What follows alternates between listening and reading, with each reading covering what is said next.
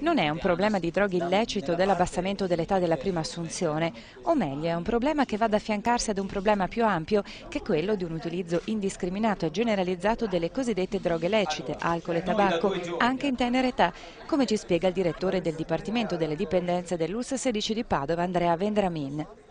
Polizie, carabinieri, guardia di finanza nell'ambito del progetto delle cosiddette stragi del sabato sera.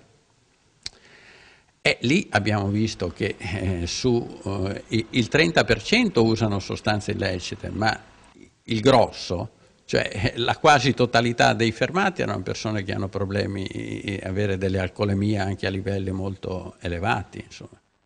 Nonostante le numerose e continue campagne antidroga a favore dei più giovani, il problema dunque rimane e va affrontato a 360 gradi, come fa da anni il CERT di Padova, che dal 1° gennaio è riunito nella stessa struttura anche il CERT di Piove di Sacco. Il Dipartimento Dipendenze di Padova, infatti, da anni collabora con la Questura, i Carabinieri e la Postrada di Padova per il progetto contro le stragi del sabato sera, o con la Scuola di Specialità di Tossicologia dell'Università di Padova, o ancora lavora a fianco di associazioni del privato sociale come Noi Famiglie Senza la Droga o la Cooperativa La Terra, e si occupa anche di terapia familiare. L'uso di sostanze parte probabilmente come un atteggiamento, però dopo in certe persone che hanno una determinata vulnerabilità diventa una vera malattia del cervello, così oggi è riconosciuta dall'Organizzazione Mondiale della Sanità,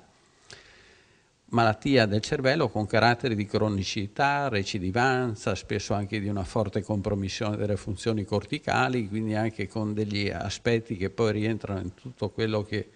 riguarda il sociale, che sono molto